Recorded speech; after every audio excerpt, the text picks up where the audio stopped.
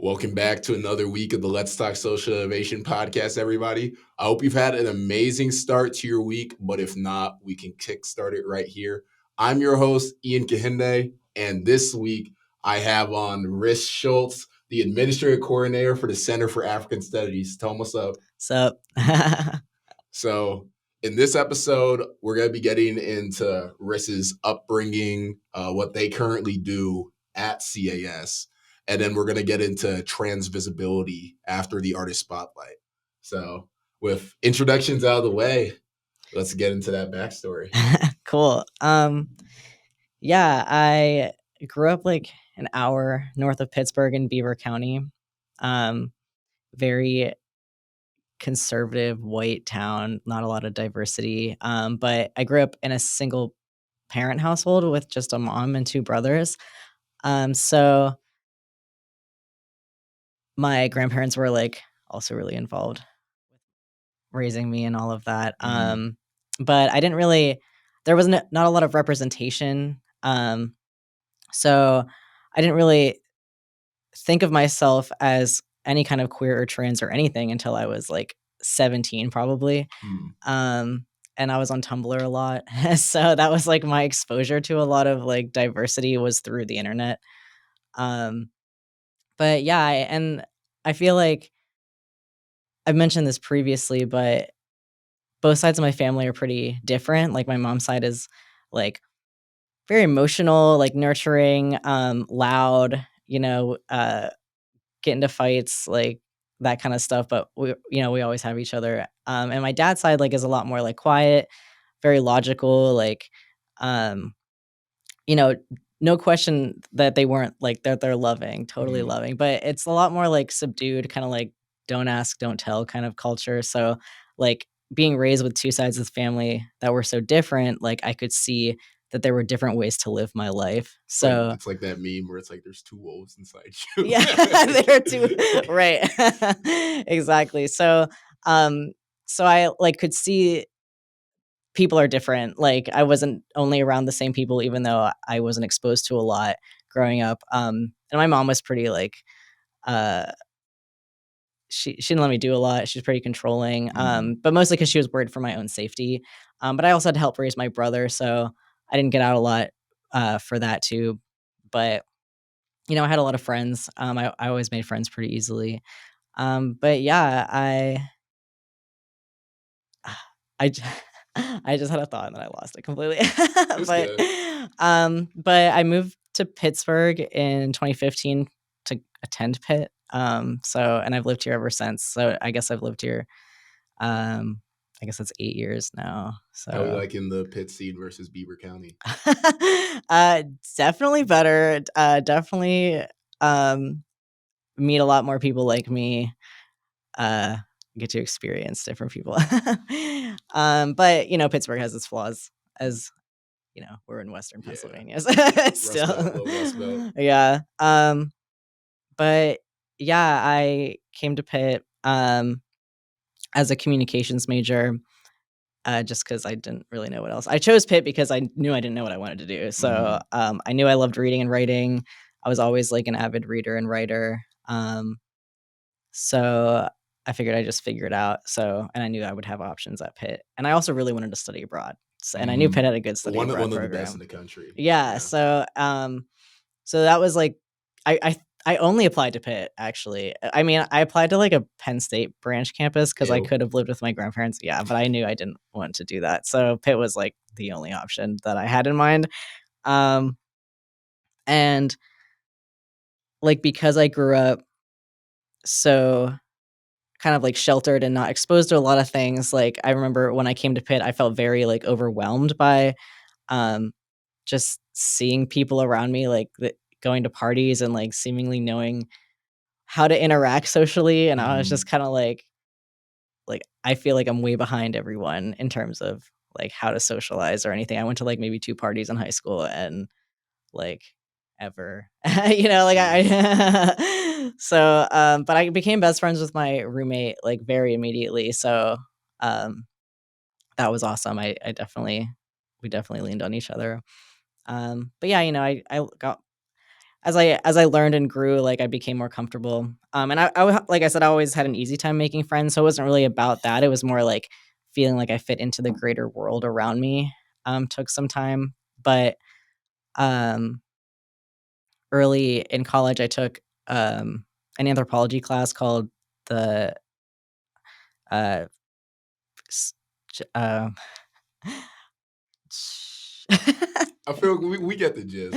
right. I took this class, um, gender and sexuality and cross culture, and it was the first time I had like ever read anything about like like studies on gendered experiences or like and how gendered experience is different like culture to culture. Mhm. And it was really eye opening for me because I feel like growing up, I always kind of I wanted to hang out with my older brother and all his friends. Like I wanted to be like accepted as part of the guys, but like I was never actually had access to that space. And of course, my mom didn't let me do that. Oh, So, so um, and I was like very protected because I was being raised as a girl, and she was afraid of how the world might hurt me as a girl. So that's how I learned about my gender is through the danger of being that gender. mhm, Um, so, but once I started like taking gender studies classes, I mean, I pretty much immediately switched to anthropology and gender studies major after taking that class because it was just so interesting to me and I was learning so much about myself and the world around me and things just started making sense. Like I was like, "Oh, I'm not crazy for feeling like why do I have to be different like because of physical traits? Like mhm, there are like studies and history behind all of this." Um and that kind of also goes into the erasure of queer history. There's we don't get to see that.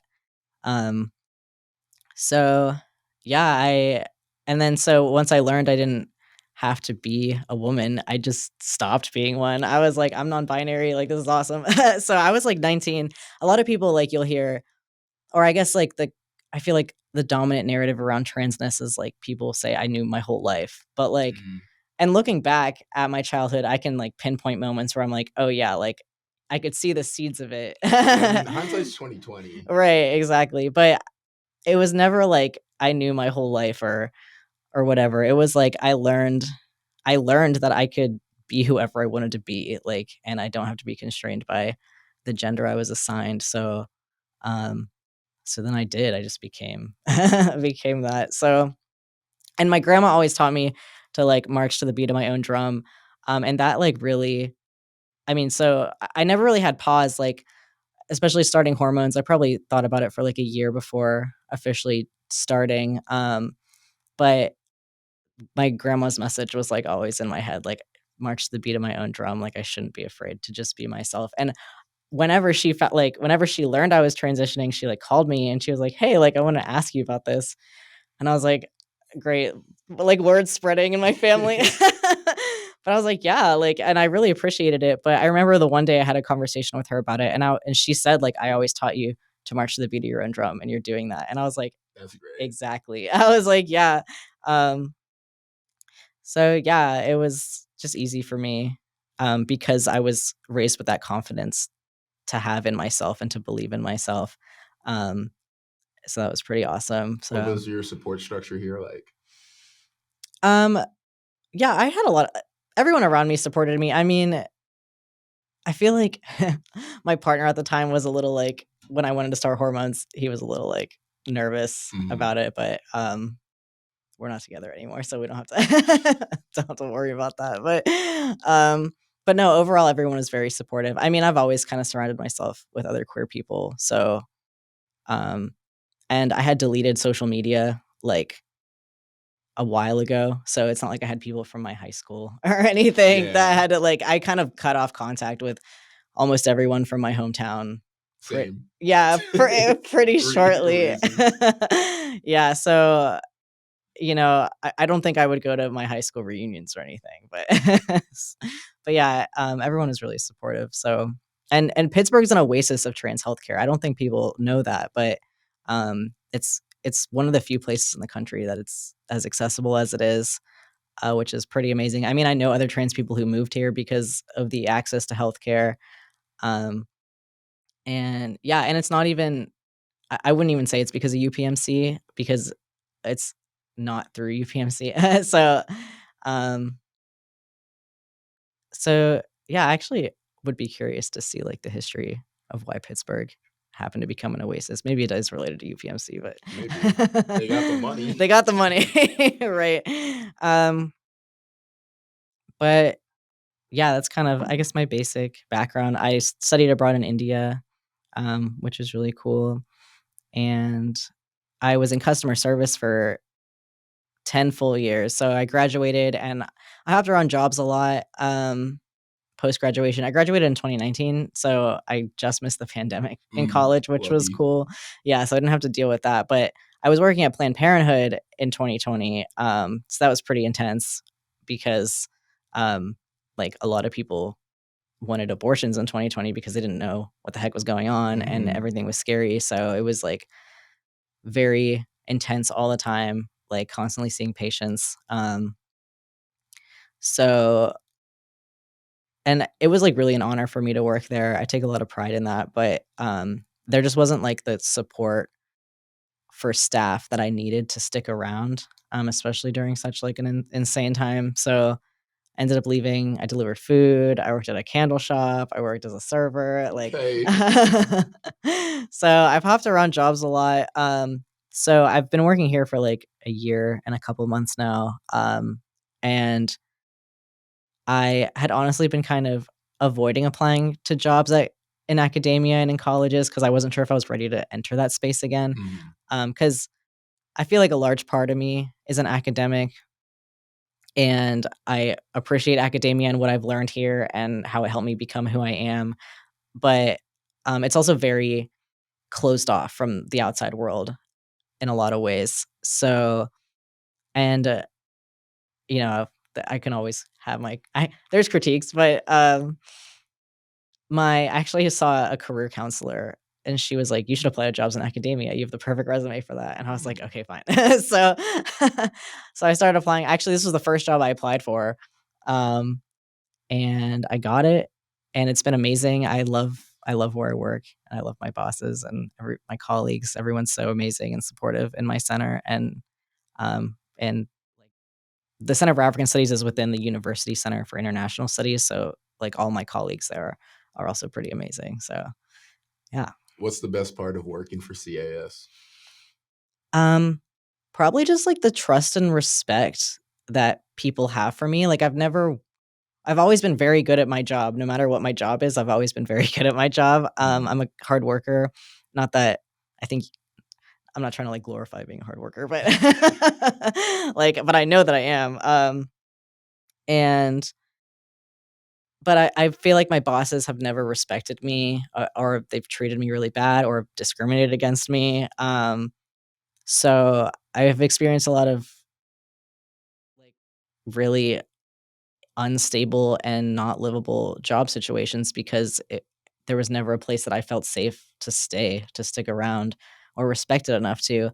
Um, so like to actually be recognized for my work and to be trusted and like lifted up and encouraged, like all those things. It's just like things like this job has really made my standards for bosses like much higher. Like so yeah, if like that's definitely one thing I'd say, like, if you're able to, like, get out of a job where people don't respect you, like, there are people out there that will respect you for your work, and it took me a long time to find it, but now that I have, like, I'm never gonna let a boss disrespect me the way they were before.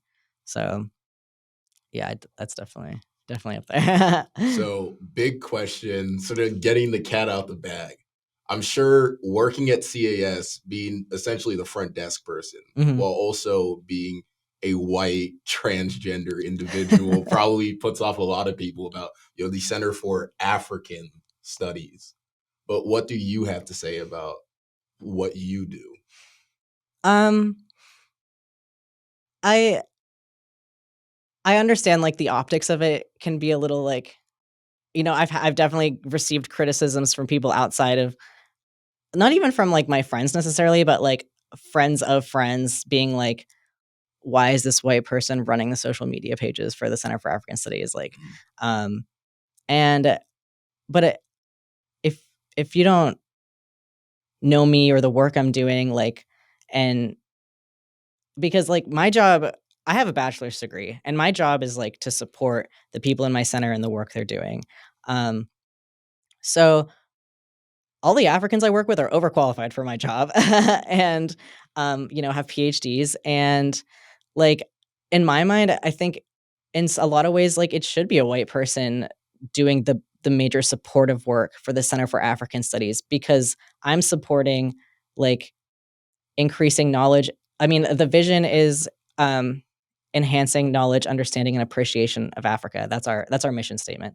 So for me to be working here, I've learned more about Africa in the last year than I have my entire life because no one teaches you about Africa, and the information we get is wrong or racist. So the fact that I have learned so much and I've been able to spread that knowledge to my communities outside of work, I think that's I really appreciate that. So, um, you know, I so I'm sure people will have criticisms, and that's okay. Because but I also think like in terms of um like my life story and where I've come to be here and the fact that my bosses like really appreciate my work. Um and everyone I work for, like no one's like you're white, so you can't be here. Like, Mm. and I think the university says it values diversity and like does work towards, now it's called diversity, equity, inclusion, and belonging. Um, so I think it's important to have different people in this space to learn, so they can be better. Yeah, no, there's a lot of you can learn from mixing cultures. So, Yeah, and I mean, yeah, and I learned from my colleagues, they learned from me. Like we, I mean, we all see each other as equals, equal people, like, and no one doesn't belong because of who they are. Um, so I mean, if you're on the outside looking in and have criticisms, like that's okay, but you should probably get to know us before. you, you like you don't know what I do as my jobs, mhm. so yeah, and I mean, I'm friendly, so I don't I'm helpful. Yeah. So another question I have for you. So when it comes to the University Center for International Studies, you have the Center for African Studies, which is one center for hundreds of different cultures for billions of people. Mhm. Should Africa just be in one box, or should it have its own, more space to thrive?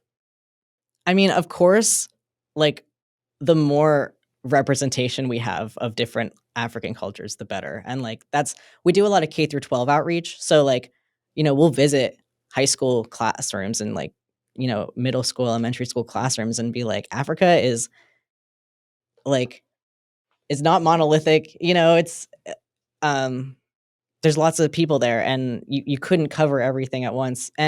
But the Center for African Studies was founded in 2001 after like kind of a lot of it took a lot of work to even establish a Center for African Studies. Um, just because of how undervalued knowledge about Africa is. So just to get our foot in the door is is a good step. Um and there's also like the issue of resources. Like there's 5 staff. So we can only do so much. Like, if we had infinite resources, like, oof, I mean, yeah, we'd have way more room to like get more into like individual cultures. But that's why we also have like we put a lot of emphasis on like our study abroad programs and our African languages because learning a language is a great way to learn a culture. Like, um, because the language shapes the way we see the world and the things we think about and our values. So, learning different African languages will teach you about different African cultures. And same with like studying abroad, like going to Senegal or going to Ghana or South Africa. Like they're all going to have, I mean, even within those countries, they're going to have a ton of different cultures because I mean, African countries were not established by Africa or Africans, they were established by Europeans, like, drawing Mhm. the lines on the map. So, um, I think, like, centering as many African perspectives as possible, like, that we can, um, is is doing the work too. So So my next question, intersectionality and you working for CAS. What does intersectionality mean to you? um I like that question. I for me it's a lot about thinking about like whose voices are we uplifting or thinking about, because obviously it's not just, of course, African perspectives are what we're trying to uplift, but we also want to make sure we again have a breadth of African perspectives as well, because like African women are going to have a different, like an African woman in Egypt is going to have a different experience than like a Kenyan woman or a South African woman, like um so I know like one of the things I like to do is always remember that, trans people exist everywhere, and trans people and queer people exist in Africa, and a lot of African countries criminalize LGBT people, or and of course like Western cultures do that too, but it's like illegal to be openly queer in a lot of African countries. So I always try to like um, uplift those perspectives as well. Like there's a trans musician in Ghana. Her name's Angel Maxine, and she's like the first openly transgender musician in Ghana. And like her activism is a lot about like fighting against anti-trans legislation, but like just like looking at her lived experience is just like incredible, because she's it's not safe for her to like go outside. Like she doesn't like walk down the street. She doesn't like she only performs like private shows because she can't perform like publicly on stage anymore, because it got really dangerous for her. Um so just like thinking about how like people who identify like me in other places like also have struggles. So I try to like always consider that. And there's also like uh St. Paul's University, there was a which is in Kenya. They had a group of students develop biodegradable menstrual products. So like I like the way we talk about these things, like a lot of the initial kind of like PowerPoints about it and stuff, were like talking about like giving women access to education. And it's like, well, not just women menstruate. So we could just say like menstrual products give millions of people access to education. And like, we don't have to gender that experience, because like a lot of people like menstruate who don't identify as women. So Mhm. we don't always have to like gender these experiences. And my bosses like really appreciate when I bring things up like this, and they say I teach them things too. So it's really cool how we can learn from each other like that. So, what does the future look like for Rys Shultz? um, I want to stick around here for a while. I'm planning on going on our new Senegal study abroad program as a student, but also like to work in Senegal, which will be really amazing, because um, I haven't been to Africa, so it'd be really awesome to get to experience like at least a small part of it. Um, and I'm the only one in our center who hasn't gone to Africa. So, but after that, I want to get a master's. I just haven't figured out in what. And um, but we get staff discounts here for classes, so I Got to think use their resource. right, exactly. It's one of our benefits. So, um, yeah, I'm just gonna try to continue my education, but I'm planning on sticking around here, seeing where it takes me. I mean, this is opening so many doors for me just being here. Like I said, I felt really stuck in customer service until this job. So this is the first time I've really felt like my future is really opening up before me. And I'm 27, so. So, before we hit our artist spotlight, my last question for you, what is the biggest piece of advice that you could give to anybody listening who might potentially even be where you were? um, well,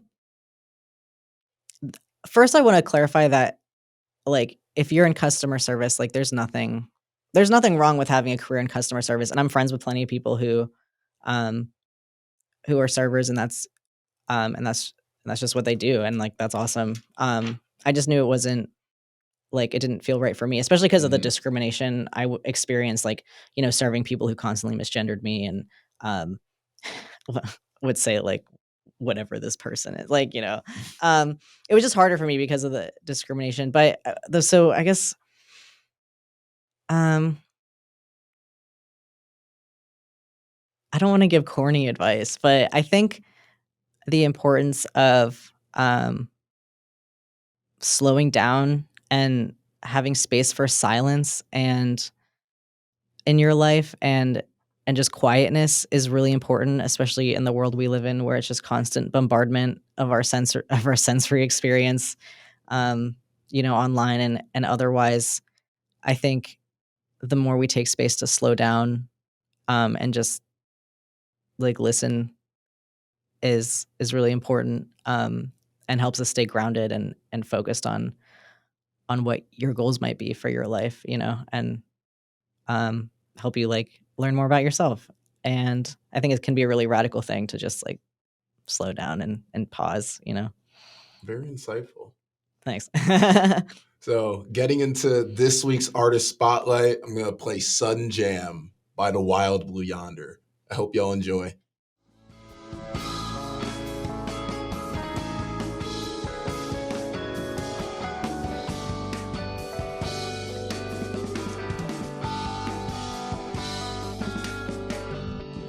Clouds have cleared, the storm was abrupt, but the end is near.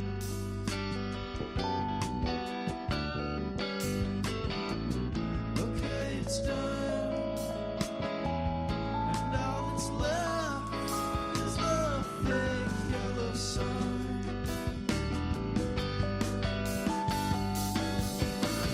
Those were the times with the blossoming flowers, petals sprung. Those were the times when the birds were all calling, robins hum. Well, the showers turn to storms. Hope y'all enjoyed a little snippet from Sun Jam by the Wild Blue Yonder. I'll have the link to both their Spotify, their YouTube, and their Instagram in the episode description if you want to hear more from them. Now, getting into the second half of this week's podcast, we're talking about the issue of trans-visbility. I leave the floor open to you, Rys. Thanks. Um, it's such a big topic, and I don't even. It's funny because since I am trans, I don't always know what not trans people think or see about trans. Like, because I'm sure a lot of what they get is from what like friends or family or like politicians are saying or like how they're represented in the media. Um, and I think it's an important caveat that like the more you try to define transness, the more possibilities open up. Mhm. Like trans the transgender umbrella is infinite. Like um because there's so many ways to be. So I just have one perspective that's my own. But you know, what I say shouldn't be representative of It's everyone. not the trans Bible. Right, right. I'm not exactly. There's no such thing. But yeah, I guess I think I mentioned earlier like a lot of people think the trans experience is like um you're born in the wrong body and you know it your whole life and one day you're able to do something about it. But a lot of that narrative actually comes from the medical community controlling access to trans healthcare. So trans people kind of had to use that narrative for doctors to say, okay, yes, you are trans. I will treat you for like gender identity disorder, or I'll give you access to hormone therapy, that kind of thing. So, um, in order to access trans healthcare and receive the proper diagnoses, like we trans people had to say what they thought doctors wanted to hear. Mhm. So, um, So I think that's where a lot of it comes from. I think the medical community, as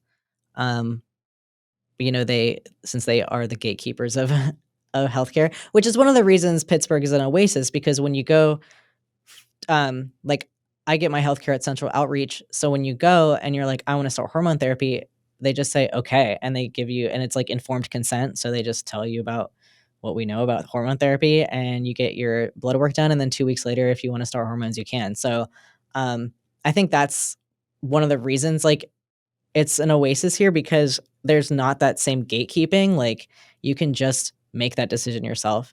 Um so I do feel very lucky that I live here in this city, because I know people who've moved to Pittsburgh just to access the trans healthcare here. So that's great.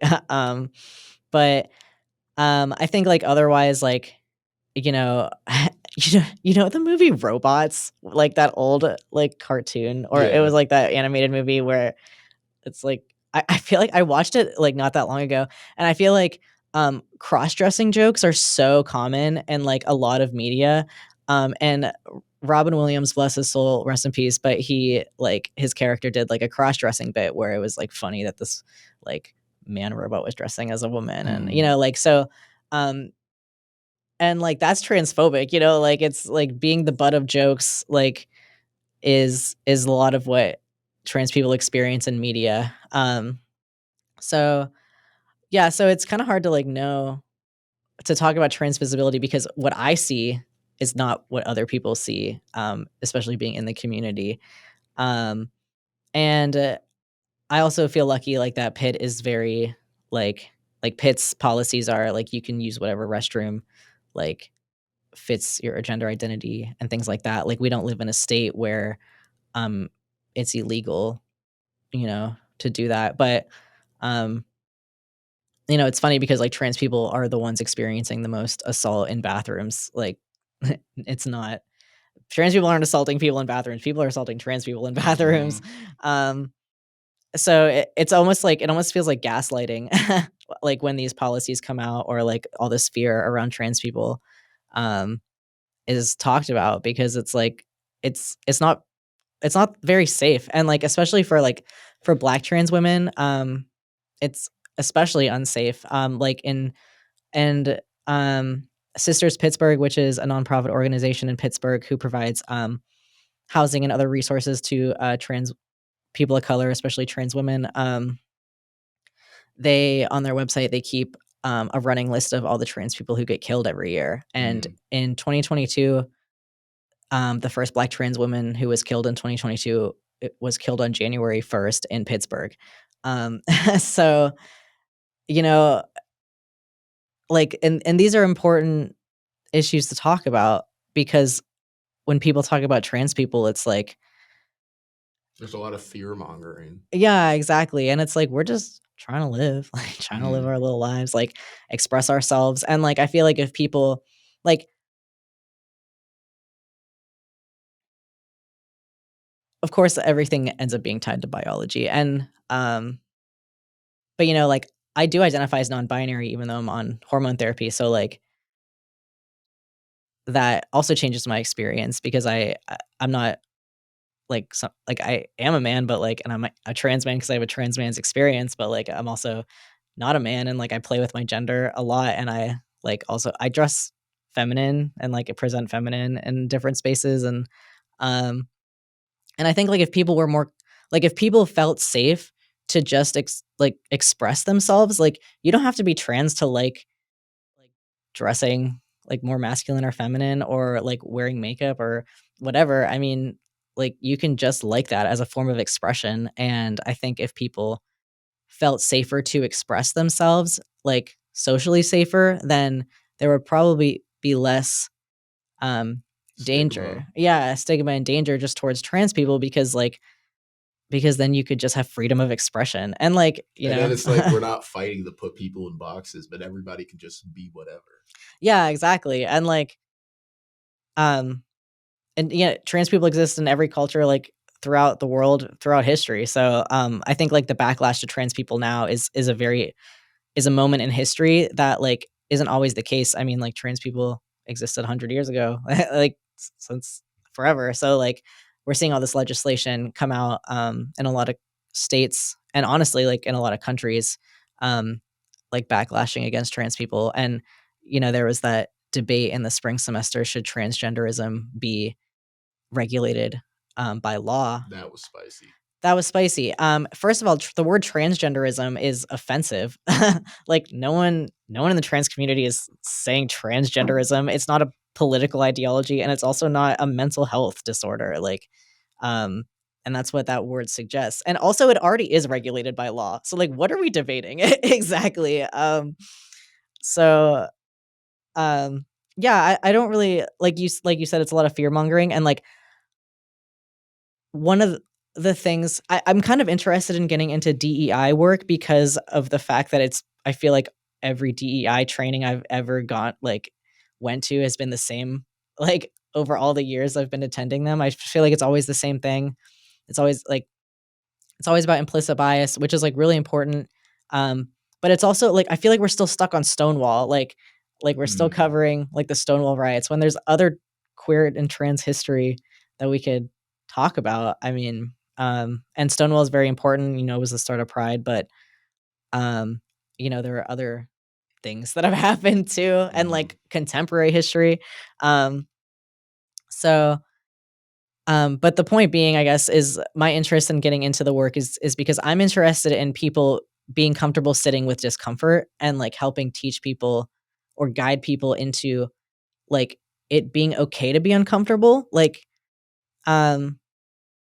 or like, if you like misgender someone on accident, just like correct yourself and move on.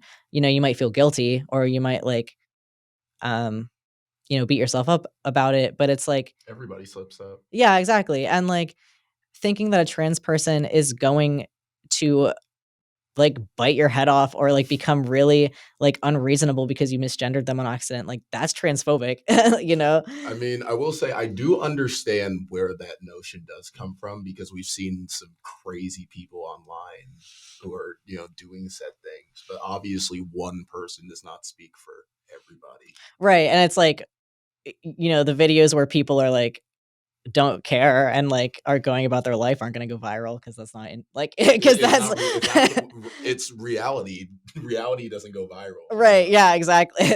That's what I love that. I'm going to use that. Reality doesn't go viral. But yeah, because like social media is meant to share the most like Polarizing, emotionally like reactive things, and it's meant to make you feel angry because anger really engages us. Yeah, like we're motivated and engaged by anger, and our own anger is weaponized against ourselves and other people. So, but I think like if you feel bad for making a mistake, it just means you care, and like and you can just what I say is like just practice in your head with a few sentences every time, but but it's also related to like my research in undergrad was about what how white supremacists create community online. And so one of the things I think about sometimes is like white guilt and how like white people tend to like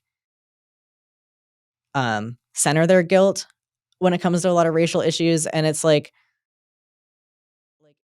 it's okay to feel what you feel. Like emotions are like neutral human experiences that we all have.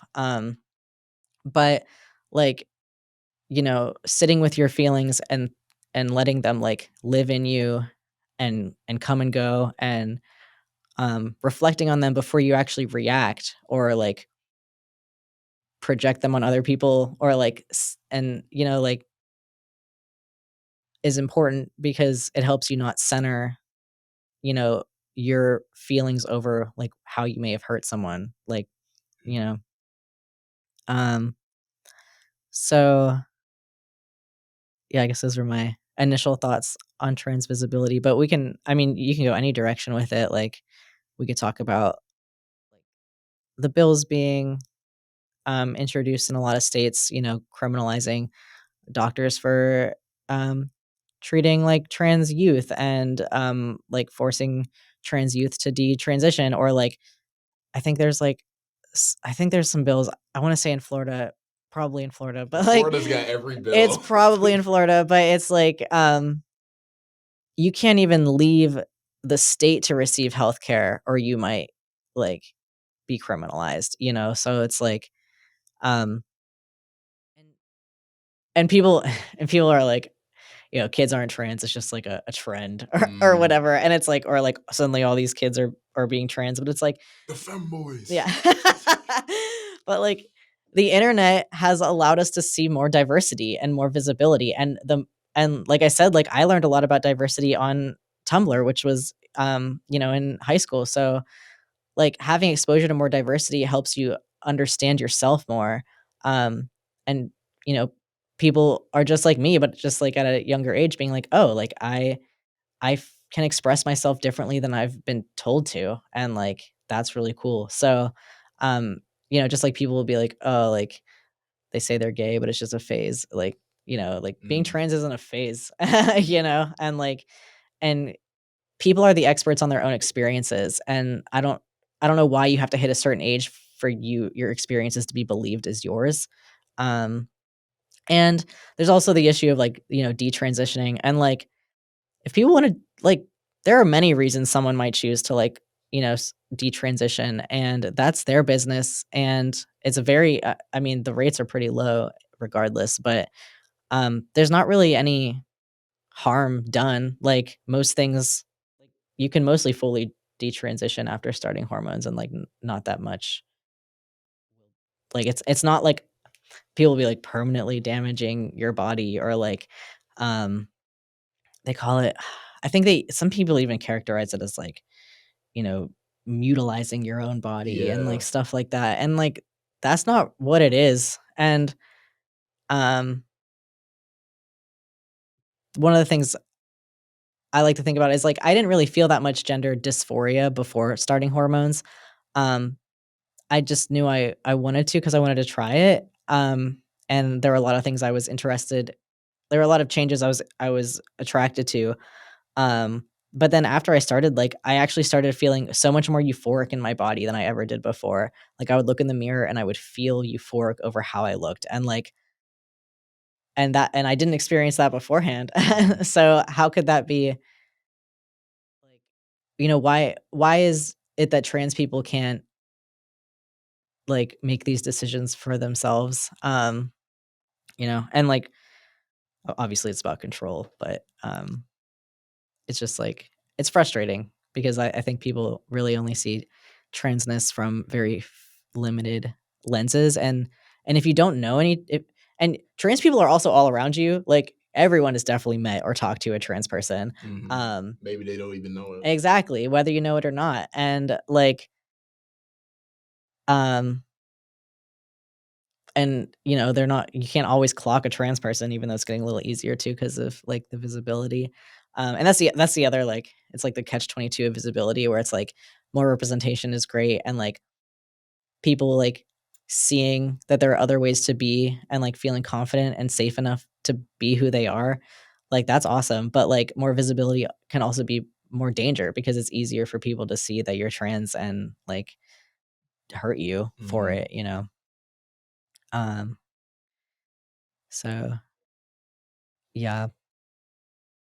Um, there's another point I was thinking about, No, it's but all good. I got you. So to close this segment out, in terms of diversity, equity, and belonging for all people, Mhm. and outside of what we can do on a political level, what can we do to make everybody feel at home day to day? um, I think like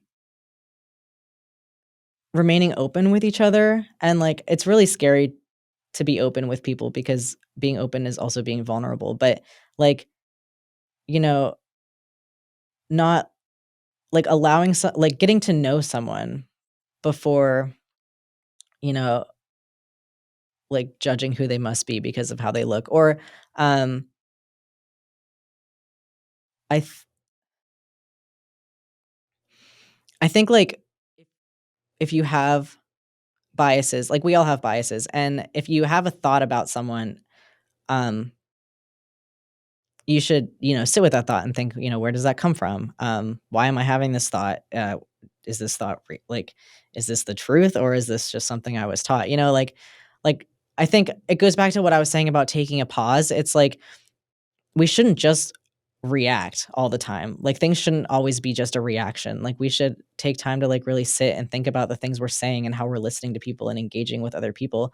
So I think like the more we just meet each other where we're at and allow each other to speak and listen to each other and validate each other's feelings and you know be intentional with how we react with our feelings into each other, I think that just opens space for more open dialogue about how we can like address issues that we all experience on one side or the other, or one way or the other, because obviously people are like, everyone's different, and obviously like there are differences that bring shared experience. So, the more open you are to other experiences, like the more, like I said, you learn about yourself, but the more you can accept that there's other ways of being, and that's okay.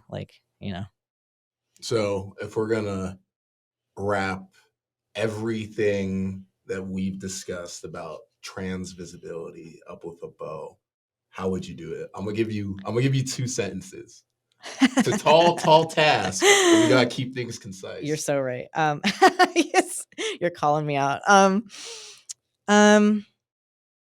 my goodness. In 2 sentences. Trans-visibility in 2 sentences. You have for sure met a trans person, whether or not you know it, and I mean, one's good. Yeah, you've definitely met a trans person, whether or not you know it, and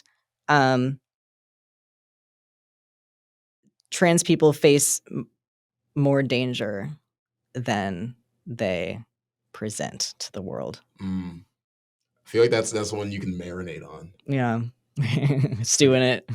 It's a good place to leave off. Cool. So, again, Rys Shultz at the Center for African Studies. Definitely pop in, learn something about Africa. Rys is a very friendly person, so y'all can kick it off. But before we leave, my friend Dr. Toya Jones from the School of Social Work dropped off a little something. That's so nice. I've been talking about this all season long. She has her own podcast called Healing Overflow with Dr. Toy, where she gives a social worker's perspective on day-to-day issues. So for That's awesome. you and everybody who's watching and listening, definitely give it a listen. It's going to be in the description of this episode. But this is Ian closing out. Forgot to mention, this is the last episode of 2023.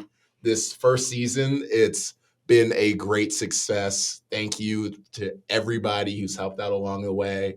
To the students, good luck with finals. To everybody else, have a Merry Christmas, and I will see you in 2024. Peace out. Cool. Peace.